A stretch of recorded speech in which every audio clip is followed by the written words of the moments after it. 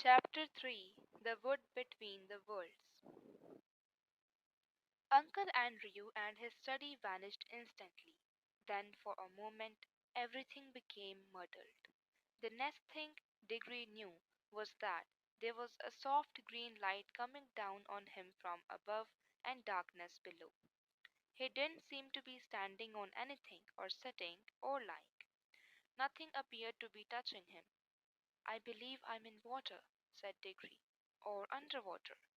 This frightened him for a second, but almost at once he could feel that he was rushing upwards. Then his head suddenly came out into the air, and he found himself scrambling ashore out onto smooth grassy ground at the edge of a pool. As he rose to his feet, he noticed that he was neither dribbling nor panting for breath as anyone would expect after being under water. His clothes were perfectly dry. He was standing by the edge of a small pool, not more than 10 feet from side to side in a wood. The trees grew close together and were so leafy that he could get no glimpse of the sky. All the light was green light that came through the leaves, but there must have been a very strong sun overhead, for this green daylight was bright and warm. It was the quietest wood you could possibly imagine. There were no birds, no insects, no animals, and no wind. You could almost feel the trees growing. The pool he had just got out of was not the only pool. There were dozens of others, a pool every few yards as far as his eyes could reach. You could almost feel the trees drinking the water up with their roots. This wood was very much alive. When he tried to describe it afterwards, Diggory always said, "It was a rich place, as rich as plum cake." The strangest thing was that almost before he had looked about him, Diggory had half forgotten how he had come there. At any rate, he was certainly not thinking about Polly or Uncle Andrew or even his mother. He was not in the least frightened or excited or curious. If anyone had asked him, "Where did you come from?" he would probably have said, "I've always been here." That was what it felt like, as if one had always been in that place and had never been bored, although nothing had ever happened. As he said long afterwards, it's not the sort of place where things happen. The trees go on growing, that's all. After Diggory had looked at the wood for a long time, he noticed that there was a girl lying on her back at the foot of a tree a few yards away. Her eyes were nearly shut but not quite, as if she were just between sleeping and waking. So he looked at her for a long time and said nothing. At last she opened her eyes and looked at him for a long time, and she also said nothing. Then she spoke in a dreamy, contented sort of voice. "I think I've seen you before," she said. "I rather think so too," said Diggory. "Have you been here long?" "Oh, always," said the girl. "At least, I don't know, a very long time." "So have I," said Diggory. "No, you haven't," said she. "I've just seen you come up out of that pool." "Yes, I suppose I did," said Diggory with a puzzled air. "I'd forgotten." Then for a quite long time neither said any more. "Look here," said the girl presently. "I wonder did we ever really meet before? I had a sort of idea, a sort of picture in my head of a boy and a girl like us, living somewhere quite different and doing all sorts of things. Perhaps it was only a dream." "I've had that same dream, I think," said Diggory, "about a boy and a girl living next door and something about crawling among rafters. I remember the girl had a dirty face." "Aren't you getting it mixed? In my dream it was the boy who had the dirty face." "I can't remember the boy's face," said Diggory, and then added, "Hullo, what's that?" "Why, it's a guinea pig," said the girl. And it was a fat guinea pig, nosing about in the grass, but round the middle of the guinea pig there ran a tape, and tied onto it by the tape was a bright yellow ring. "Look, look!" cried Diggory. "The ring! And look, you've got one on your finger, and so have I." The girl now sat up, really interested at last. They stared very hard at one another, trying to remember And then at exactly the same moment she shouted out, Mr. Ketterly! And he shouted out, Uncle Andrew! And they knew who they were and began to remember the whole story. After a few minutes hard talking, they had got it straight. Diggory explained how beastly Uncle Andrew had been. What do we do now? Said Polly. Take the Genia pig and go home? There's no hurry, said Diggory with a huge yawn. I think there is. This place is too quiet. It's so dreamy. You are almost asleep. If we once give in to it, we shall just lie down and drowse forever and ever. It's very nice here, said Diggory. Yes, it is, said Polly. But we've got to go back. She stood up and began to go cautiously towards the Genia pig. But then she changed her mind. We might as well leave the Genia pig, she said. It's perfectly happy here, and your uncle will only do something horrid to it if we take it home. I bet he would, answered Diggory. Look at the way he's treated us. By the way, how do we get home? Go back into the pool, I expect. They came and stood together at the edge, looking down into the smooth water. It was full of the reflection of the green leafy branches. They made it look very deep. We haven't any bathing things, said Polly. We shan't need them, silly, said Diggory. We are going in with our clothes on. Don't you remember it didn't wet us on the way up? Can you swim? A bit. Can you? Well, not much. I don't think we shall need to swim, said Diggory. We want to go down, don't we? Neither of them much liked the idea of jumping into that pool, but neither said so to the other. They took hands and said, 1, 2, 3, go, and jumped. There was a great splash, and of course they closed their eyes. But when they opened them again, they found they were still standing, hand in hand, in the green wood, and hardly up to their ankles in water. The pool was apparently only a couple of inches deep. They splashed back onto the dry ground. What on earth's gone wrong? Said Polly in a frightened voice, but not quite so frightened as you might expect, because it is hard to feel really frightened in that wood. The place is too peaceful. Oh, I know, said Diggory. Of course it won't work. We are still wearing our yellow rigs. They're for the outward journey, you know. The green ones take you home. We must change rings. Have you got pockets? Good. Put your yellow ring in your left. I've got two greens. Here's one for you. They put on their green rings and came back to the pool. But before they tried another jump, Diggory gave a long, "Oh!" "What's the matter?" said Polly. "I've just had a really wonderful idea," said Diggory. "What are all the other pools?" "How do you mean?"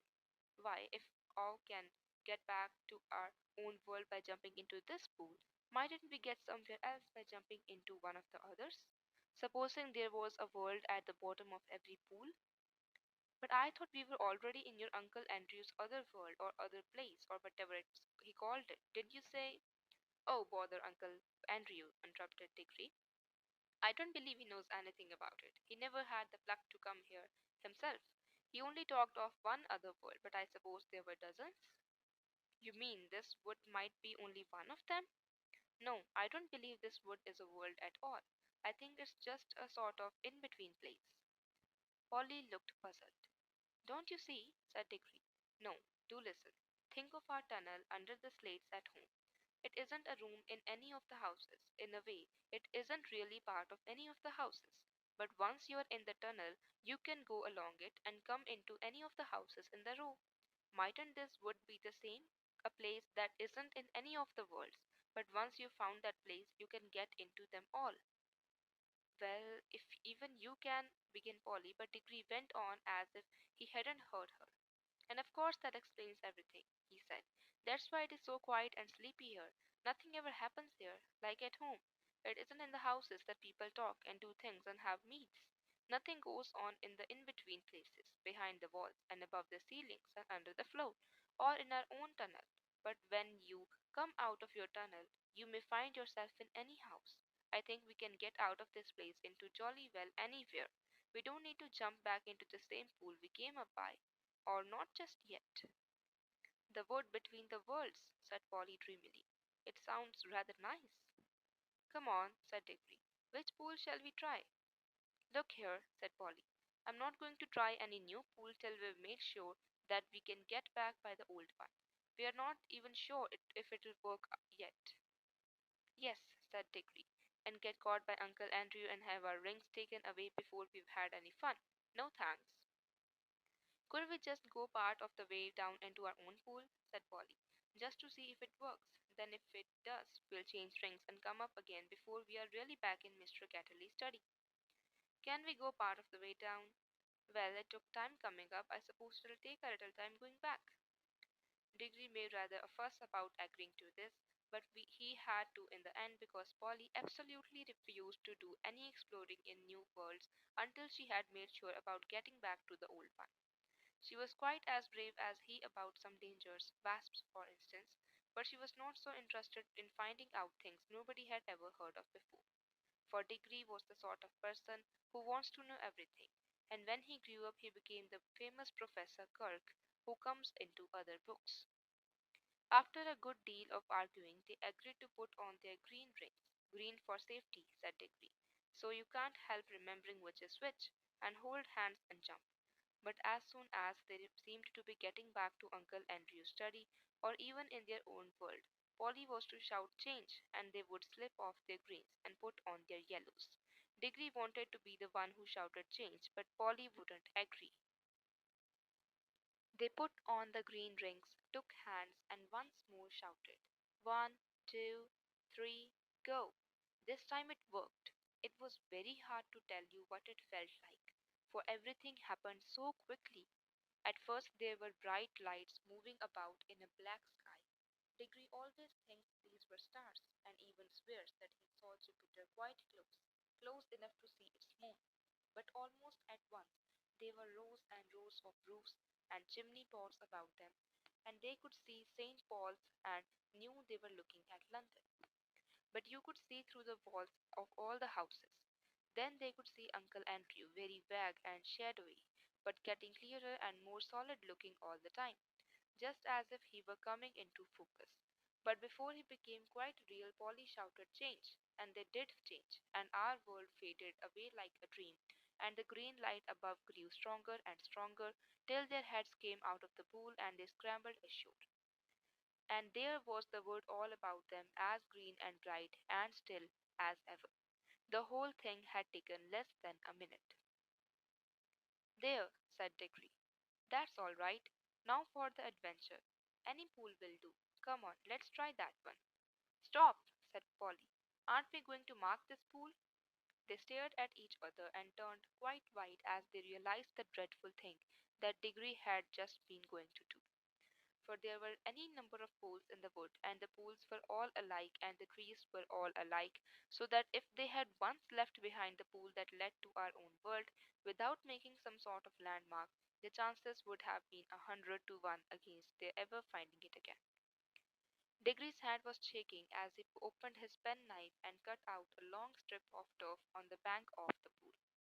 The soil, which smelled nice, was of a rich reddish brown, and showed up well against the green. It's a good thing one of us has some sense, said Polly. Well, don't keep on guessing about it, said Diggory. Come along, I want to see what's in one of the other pools. And Polly gave him a pretty sharp answer, and he said something even nastier in reply. The quarrel lasted for several minutes, but it would be dull to write it all down. Let us skip on to the moment at which they stood with beating hearts and rather scared faces on the edge of the unknown pool with their yellow rings on and held hands and once more said, "One, two, three, go." Splash! Once again it hadn't worked. This pool too appeared to be only a puddle.